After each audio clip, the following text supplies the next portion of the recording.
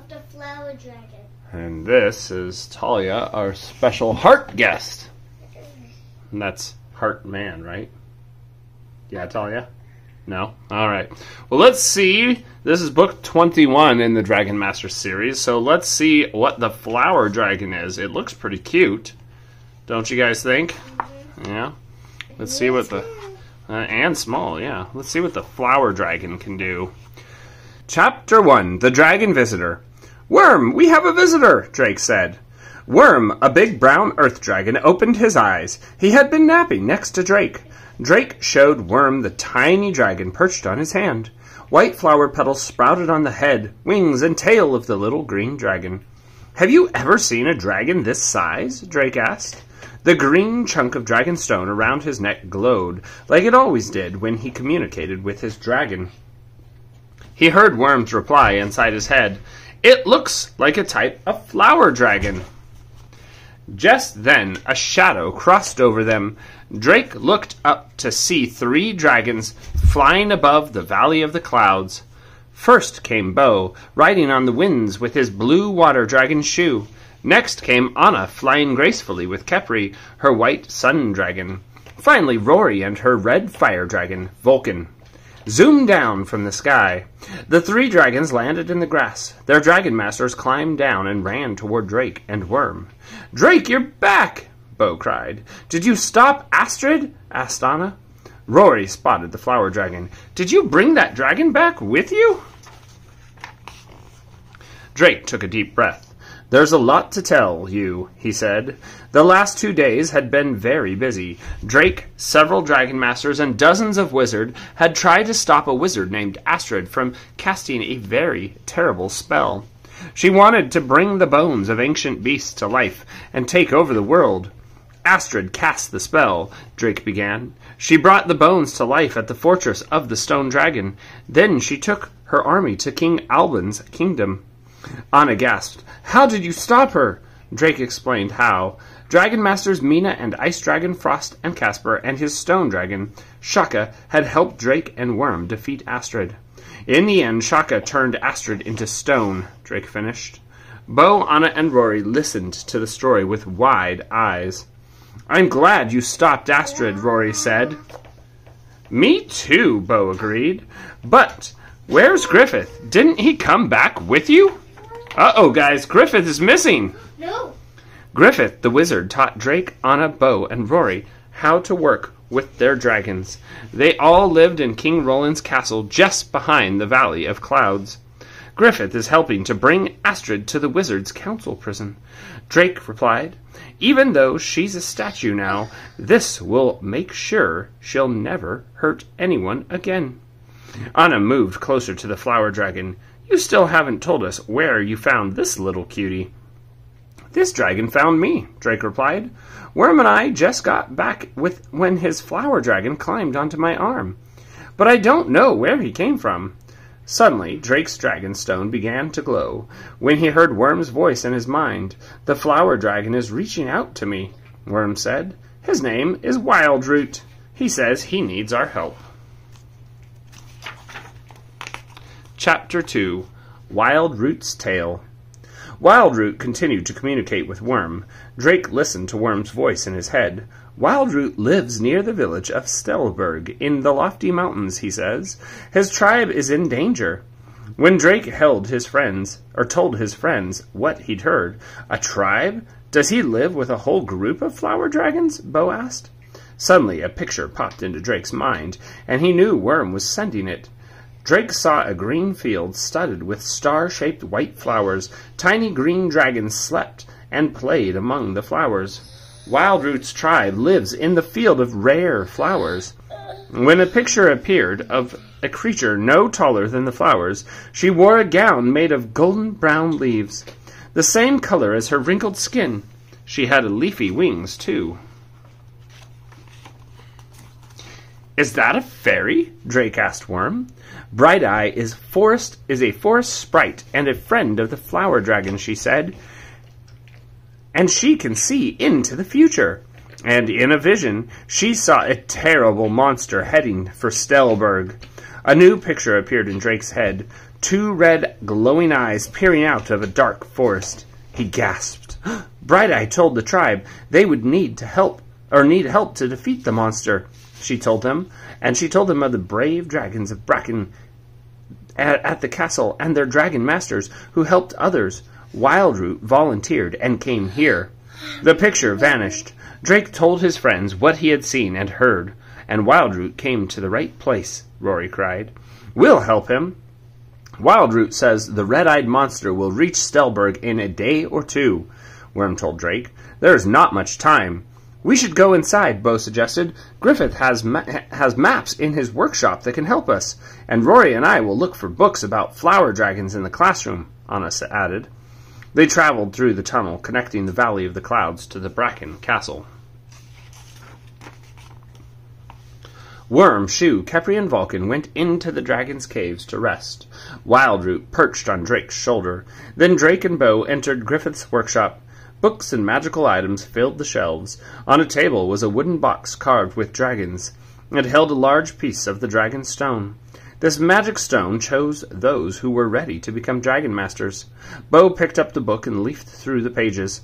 I'll see if I can find the lofty mountains, he muttered as he searched. And then he stopped and smiled. Got it. Here they are, and here is Stelberg. Drake looked at the map. Stelberg sat all by itself on one of the mountains. The bottom of the map showed a castle and a large forest. The dark forest, he read out loud. That looks sort of spooky. Bo pointed to an area of the map close to Stelberg. There's the field of Starflowers. Perfect, Drake cried. I'll go get Worm, so we can... The lid of the carved box suddenly flew open, and then burst of green light shot from Griffith's Dragonstone. Chapter 3. A New Dragon Master. Moving pictures appeared inside the Dragonstone's light. Drake and Bo watched a boy with blonde, wavy hair stroll along a hilly path. He wore a brown vest over a pale purple tunic. Just then, Rory and Anna ran into Griffith's workshop. We saw the light, Rory cried. The Dragonstone turned on all of a sudden, Bo replied. Look! The blond boy passed a building with a sign over the door. The Stelberg Inn. Stelberg? Drake cried. That's near where Wildroot's from. Do you think... The Dragonstone is showing us Wildroot's Dragon Master, Rory cried, jumping up and down. Wildroot scrambled over to the stone. He looked up at the image of the boy. His eyes were wide. Then the green light faded. I think this means we're supposed to find Wildroot's Dragon Master, Anna said. We need a plan, Bo said. But first, I will go to the kitchen and bring us some food, so we don't have to stop for dinner. Good idea, Bo, Drake replied. I'll go get Worm. We need to know if Wildroot recognized that boy. A few minutes later, the 4 Dragon Masters were seated around the table in their classroom. Wildroot sat on the tabletop, and Worm fit his large head through the door. Bo passed around a piece of bread, cheese, and apples, a plate of bread, cheese, and apples. I wonder if Wildroot is hungry, Drake said. Worm, what do flower dragons eat? Worm looked at Wildroot. Seconds later, Drake heard Worm's voice in his head. Drake told the others, Wildroot says he got plenty of sunshine today, so he's not hungry. Anna smiled. Flower dragons must eat sunshine. Wait until Wildroot sees what Kepri can do. Drake smiled too. Then he turned to Worm. Can you please ask Wildroot if he has seen the boy in the Dragonstone before? His Dragonstone glowed. Wildroot says no. The flower dragons stay hidden from humans. Drake reported this to his friends. Maybe we need Wildroot's Dragon Master to help us fight the monster, Rory guessed. Bo nodded. That sounds about right. Drake looked at Wildroot. We will go to Stelberg first thing in the morning to find this Dragon Master. Chapter 4. To the Village! The next morning, Drake awoke with a little flower dragon curled up beside him. Wildroot yawned. The tiny dragon scuttled over to the window. He left his face and closed his eyes as the sun hit the scales. He smiled. Bo sat up in his bed and laughed. "Wildroot's eating breakfast," he said, and then his stomach rumbled. "I could use some breakfast, too." Drake and Bo got dressed for the day. Drake picked up Wildroot, and they made their way to the Dragon Master's dining room. Rory and Anna were already there, and so was Griffith. "Good morning, Drake and Bo," Griffith said. "You'll be happy to know that Astrid is safely locked away in the Wizards' Council prison." He stepped closer to Wildroot. "So, this is the flower dragon Rory and Anna just told me about," he said. "You are a fine-looking dragon, Wildroot." Then the wizard clapped his hands. "Drake, I think Anna should go with you and Wildroot to Stelberg. Since flower dragons like sunshine, Kepri might be useful." "Hooray!" Anna exclaimed. "Rory and Bo, you'll stay here with me, and I've been away for some time, and there is much to do here at the castle," Griffith said. "Now, everyone, let's eat." The cook made currant buns. Drake sat down and picked up a bun. It's just a type of bun. We'll have to show you a picture. Drake sat down and picked up a bun dotted with purple berries. "Griffith, we're going to try to find the boy in the Dragonstone as soon as we get to Stelberg," he said, taking a bite. "That is smart," Griffith replied. "There is a reason my stone showed you that boy." After breakfast, they all went to the dragon caves. Worm and Kepri came out of their caves. "Worm, we need to transport to the village of Stelberg," Drake announced. Then Drake heard Worm's voice in his head. "Wildroot is worried. He says the villagers do not know about flower dragons. His tribe lives a quiet life, hidden among the starflowers, and they like it that way." Drake told the others about Wildroot's fear. Griffith extended his right pointer finger, and sparks shot out. A cloth pouch with a strap magically appeared. "Wildroot can hide in this bag," Griffith said. "Thanks," Drake said. "Worm, let Wildroot know." Wildroot climbed inside, and Drake slung it over his shoulder. Griffith handed Drake's green dragonstone that dangled from the gold chain. "Give this to the new Dragon Master when you meet him," Griffith instructed. Drake nodded. "Yes, Griffith." He tucked the stone into his pocket. Then he and Anna touched Worm, and Anna touched Kepri. "Worm, take us to Stelberg," Drake cried. Worm transported them in a flash of light. Drake blinked. They had landed in the middle of the village square. Behind them was a carved wooden statue of a winged dragon as big as Worm. Drake read the plaque at its base. "The legendary Dragon of Stelberg," he said. Suddenly, villagers surrounded them. They pointed at Worm and Kepri. "Dragons!" a man yelled. Chapter 5. Oscar. "Our dragons are friendly," Drake told the villagers, who had gathered around them. "Yes, please don't be scared," Anna added. A woman stepped forward. "We are not afraid of your dragons," she added. "It's good to see dragons in our village again." Drake pointed to the statue. "Did that winged dragon once live here?" She nodded. "Yes, she did." "You see, all kinds of dangerous creatures live in the lofty mountains. That great dragon protected Stelberg from them. But we have not had a dragon protector here for 100 years. Anna looked at Drake, and he gazed down at his bag. They would have to explain things without giving up the secret of the flower dragon. "We have come here because of a very special dragon," Drake announced. "Yes, and we are looking for the boy who has been chosen to become his dragon master," Anna added. "We don't know the boy's name, but he should be 8 years old," Drake said. "With blonde, wavy hair," Anna added. The women turned to the villagers. "Boys, come forward." 6 boys made their way to the front of the crowd. All of them had blonde, wavy hair. But Drake and Anna recognized the boy from the Dragon's Stone. Drake pointed at him. "The Dragon's Stone has chosen you to be a Dragon Master." "My name is Oscar," he said, grinning with excitement. He looked up at Worm and Kepri. Which of these fine dragons shall I be master of? Drake wasn't sure what to say.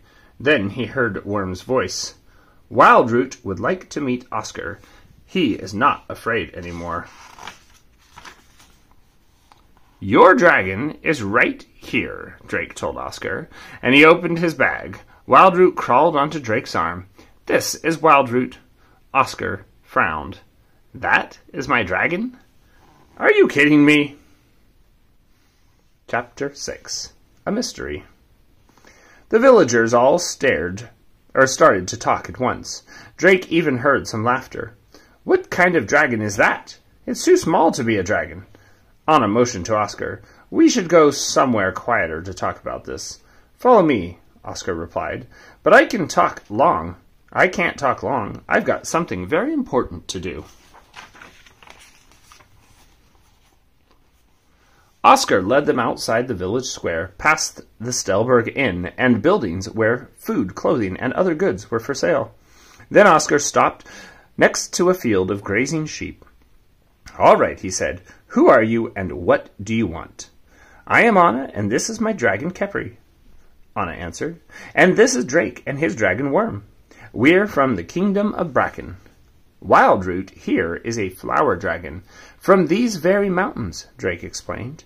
He traveled to find us because his tribe needs help. A monster is headed this way. Oscar frowned. A monster? Yes, Anna replied. And if we all work together, we can stop it. But we can't do it without you, Drake added. You and Wildroot need to learn how to work together.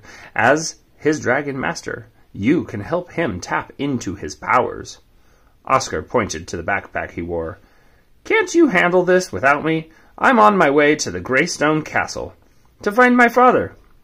Where did he go? Anna asked.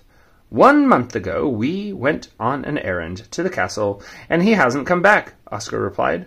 I'm afraid something terrible has happened to him. Chapter 7. The Valley of the Starflowers. Oscar began to walk away. Sorry I can't help you, he said. I have an idea, Anna called out to him. If you come with us to help the flower dragons, then we will help you find your father. Oscar stopped. Really? Yes, Drake replied. Worm can transport us to the castle in the blink of an eye. You won't have to walk there. Can we go to the Greystone Castle first? Oscar asked. Drake shook his head. No, we must hurry to stop this monster. Oscar looked thoughtful. Then he nodded. Okay, let's get going. The sooner we learn what this monster is all about, the sooner we will find my father. Drake took the dragonstone from his pocket and put it around Oscar's neck. This will help you communicate with Wildroot. We will explain on the way. Wildroot hopped onto Worm's neck. Wildroot will show me the way, Worm told Drake. He will take the lead. As they walked away from the village, Drake touched his dragon stone. Did you see how my dragon stone just glowed, Oscar? Drake asked. The stone allows dragon masters and their dragons to understand each other. I can hear Worm's voice in my head. He can hear my voice, too. Oscar, why don't you try communicating with Wildroot? Anna suggested. Oscar looked down at his dragon stone. Okay, he said.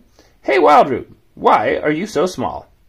Anna glanced at Drake and shook her head. Oscar waited, not glowing. I think your magical stone picked the wrong boy for this little dragon. Worm, does Wildroot feel any connections at all to Oscar? Drake asked. He says that Oscar is a turnip head, Worm replied.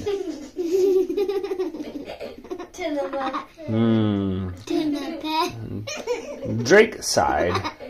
I don't think these two will ever connect, he whispered to Anna. They walked for about an hour down the side of the mountain. Worm stopped as a valley opened up before him. Yeah. This is the Valley of the Starflowers, Oscar remarked, gazing all around.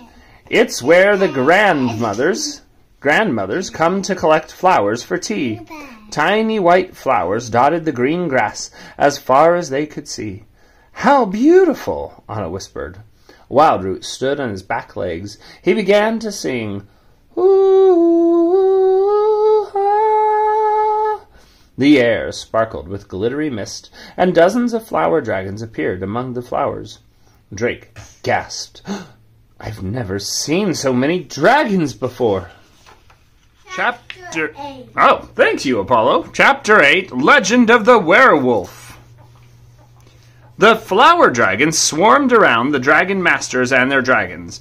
They made excited chirping sounds. They seemed to be communicating with Wildroot. "Worm, why didn't we see the flower dragons at first?" Drake asked. Wildroot says that flower dragons release a special mist. The mist keeps humans from seeing them. When Wildroot sang, the dragons stopped the illusion.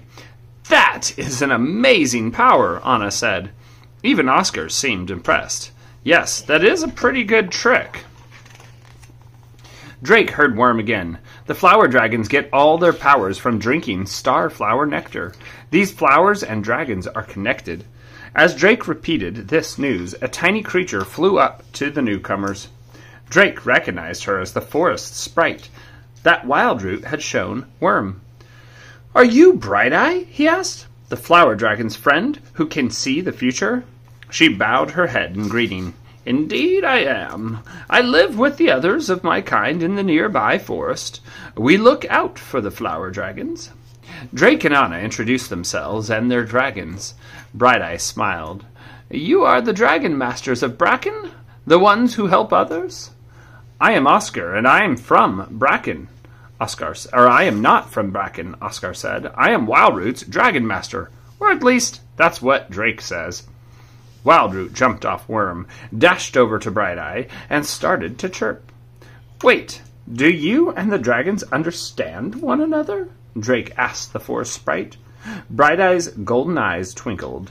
"When you are as old as I am, you understand many things." Wildroot told us. "You saw a vision of a red-eyed monster," Anna said, "and that you need our help." The fairy nodded. "I fear that the flower dragons and the people of the village are in great danger. Let us see where the monster is now." She produced a twig from her belt and moved it in circles. A ring of golden fairy dust formed in the air. Inside the glittering ring, an image of a spooky cave appeared. Red, glowing eyes peered from within. Then the creature let out an eerie howl. Drake shivered. "I know that howl," Bridey said. "This monster is a werewolf. It will be here soon." She waved her wand and the fairy ring, and the image inside disappeared. "I know what a wolf is, but what's a werewolf?" Drake asked. Oscar spoke up. "Everyone in Stelberg knows about werewolves," he said. "They are fierce, hungry monsters, much larger than wolves. A werewolf eats anything that moves." Anything that moves. Anything. "Yes," Bridey said, "but the werewolf is also a poor, cursed creature.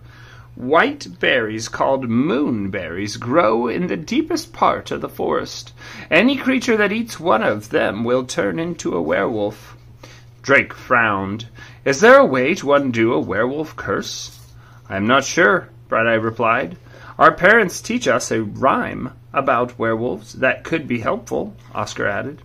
"The werewolf will bring only danger and doom unless it is stopped by the dragon's bloom." "Dragon's bloom?" Bridey repeated. "Nobody knows exactly what it means," Oscar said.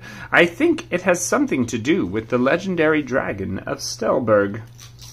Drake's head suddenly filled with Worm's words. Wildroot is very excited. The flower dragons have a special power called Bloom. He thinks the rhyme means that Bloom can stop the werewolf. But they must perform Bloom in bright sunlight. What if the werewolf attacks at night?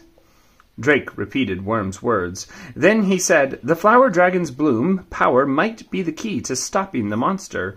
But if the werewolf comes at night, we're doomed." Anna smiled and looked at Kepri. "Let's show them what you can do." Oh. Because she can make sunlight, huh? Chapter 9, dancing dragons. Khepri nodded to Anna and soared up into the sky over the valley of the Starflowers. Wildroot and the tribe of flower dragons gazed up at the sun dragon. Then Khepri opened her mouth wide, and a wide beam of soft, warm sunlight streamed out. The flower dragons closed their eyes and drank in the warmth.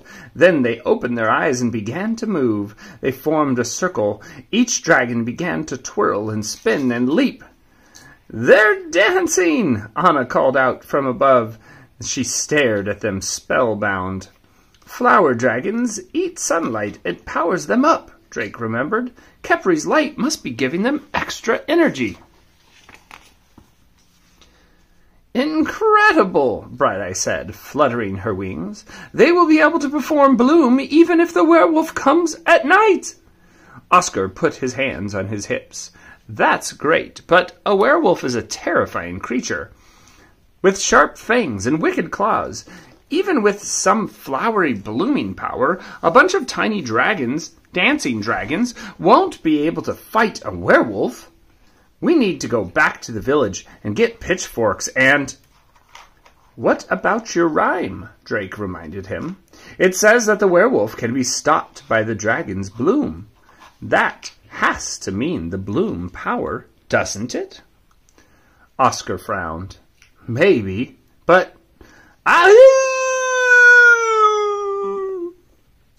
A strange wail echoed through the valley. Startled, Khepri quickly landed in the grass. The flower dragon stopped dancing. "Is that the werewolf?" Anna asked. A rustling sound came from the forest at the edge of the valley. Suddenly, an army of strange creatures emerged from the trees. Werewolf. Oscar gasped. "The Finster Buns!" he cried. Chapter 10. The Finster Buns. The strange small creatures charged forward. Drake squinted. They looked like rabbits, but different. Each one had leathery wings, sharp teeth, and antlers. Drake gasped. The Finster Buns look like dangerous mini-monsters. "They're more weird than dangerous," Oscar explained. "They live in Finster Hollow on the other side of the village. We stay away from them. If you touch one, you'll sprout furry bunny ears and a fluffy tail. Old Man John touched one when he was a boy, and he still wears a hat all the time." Anna took a step back. "That is definitely weird." Stop making that sound. That's the book.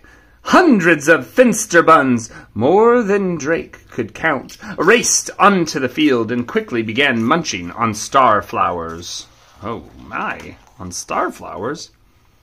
"Chee-chee-chee!" Wildroot chirped in alarm and jumped on Worm's neck. Seconds later, Drake heard Worm. "Wildroot says that if the Finster Buns are not stopped, they will eat all the starflowers." Drake remembered Wildroot saying that starflower nectar is what feeds the flower dragons' powers, and without that nectar, the dragons couldn't perform Bloom. "We have to stop the Finster Buns from eating the starflowers," Drake cried. "Worm, freeze them!" Worm's eyes began to glow bright green. All the Finster Buns stopped moving in their tracks. Drake looked at Anna and Oscar. "Worm can't hold them like this for long. We need to find a way to get rid of them without hurting them." "Why did they come here in the first place?" Anna wondered. Just then, Bridey flew over. "I have had another vision," she said. "The werewolf entered Finster Hollow earlier today, and the Finster Buns fled. It is very close now. It will be here by nightfall." "Then we need to get these Finster Buns out of here, fast," Drake said. "The flower dragons need to feed on starflowers to get ready for the werewolf." Oscar's eyes lit up. "I know! The Finster Buns are clearly hungry. We can lead them to the big field of chamomile flowers. That's between here..." Chamomile. That's what I said. Chamomile flowers. That is between here and the village. There is plenty of chamomile in the mountains, so the Finster Buns can eat all they want. I think the Finster Buns might follow the flower dragons if they start dancing again, Anna suggested. I know I couldn't take my eyes off them. Drake nodded. It's worth a try. Bridey fluttered her wings. I will ask the flower dragons to follow Khepri, she said, and then she flew off. Anna jumped on Khepri's back. Let's fly! Khepri flew to the group of frozen Finster Buns. She streamed sunlight in front of them, and the flower dragons flocked to the light. Once again they began to dance. All right, Worm, unfreeze the Finster Buns, Drake yelled. Worm's eyes stopped glowing. The weird creatures started moving again. They munched on the flowers. Then they noticed the flower dragon, and their heads all turned at once. Khepri, forward! Anna cried. Khepri slowly flew toward the chamomile field. The flower dragon's tribe danced after her, and one by one the Finster Buns hopped after them. Drake grinned. It's working! Khepri and the flower dragons are leading the Finster Buns away from the Valley of the Starflowers. Chapter 11. Night Falls. Drake and Oscar walked behind the hopping Finster Buns. Wildroot danced on Worm's neck as the Earth Dragons crawled along. Worms, thank you for freezing those Finster Buns, Drake said. Oscar sighed. Your dragon has very amazing powers. You are lucky to be his dragon master. I am, Drake agreed, but I had no idea how powerful he was when we first met. Worm surprised me. I do not think Wildroot will surprise me, Oscar said, looking at his dragon. Listen, the Dragonstone chooses every dragon master for a reason, Drake said. There's a reason why it chose you. You knew the poem about the dragon's bloom. It was your idea to bring the Finster Buns to the chamomile field, and the danger isn't over yet. And who knows what else you and Wildroot will do together. Oscar frowned and didn't reply. When they finally reached the chamomile field, Khepri stopped her sunlight. The flower dragons stopped dancing, and the Finster Buns sniffed the air. Then they began munching on the chamomile flowers. Anna swooped down on Khepri and landed beside Worm. We did it, she cried. Drake gazed at the sky. It's almost sunset. We should hurry back to the valley. Anna grinned at the flower dragons. Who wants a ride? She asked. Several of the dragons happily climbed on Khepri's back, and the sun dragon took off, flying low. When everyone returned to the valley, Drake gathered the flower dragons together. Worm, please tell them to get ready for the werewolf. They should drink lots of starflower nectar to power up, Drake instructed, and Worm nodded. Soon the flower dragons spread out across the field and began to sip the nectar. Oscar took off his backpack. I brought some food for my trip to find my father. We should all eat something. As the sun went down, Anna built a small fire in a clearing on the edge of the flowers. The three dragon masters sat up near it, watching the flames as they ate. Worm, Khepri, and Wildroot stayed close by. This plan is madness, Oscar said. There is a werewolf on the way. We need weapons. I think Wildroot and the rest of the flower dragons will come through, Drake told him. Yes, Anna agreed. I have seen dragons do some really amazing things. Oscar looked up at the stars. I certainly hope their power works, so we can go look for my father soon. Wildroot can come with us, Drake said. I'm sure you two will bond on the trip. Oscar shrugged. Maybe. Wildroot is very cute, but I have always dreamed of being a dragon master of a big, strong dragon, like the legendary dragon of Stelberg. Drake saw Wildroot frown. The little dragon hopped off Worm and walked away. Drake sighed. Oscar, I think... A howl came from the forest. Drake felt a chill deep in his bones. Oscar jumped up. The werewolf is here! Chapter 12. Under Attack. Shaking in fear, the flower dragons rushed toward the dragon masters. Bridey flew over to Drake. "We must wait until the werewolf is in sight to perform the bloom," she told him. "Wildroot can command the flower dragons when it is time." "Ow!" The werewolf howled again. Drake's head snapped to the right. That howl came from another direction. "Are there 2 werewolves?" "The creature is circling us," Worm told him. "It will force us into a small group so that it can attack us all at once." "Can you sense where it is and freeze it?" Drake asked. "It is moving far too fast right now," Worm replied. "Perhaps when it gets closer." "Ow!" The howl was louder this time.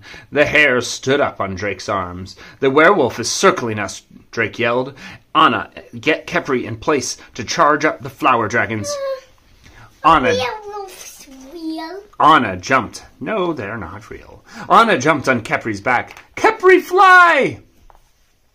Wildroot and the rest of the flower dragons grouped together. Worm, Drake, and Oscar stood near the tiny dragons, keeping an eye out for the werewolf when... Awoo! "Drake, the werewolf will attack any minute," Worm warned.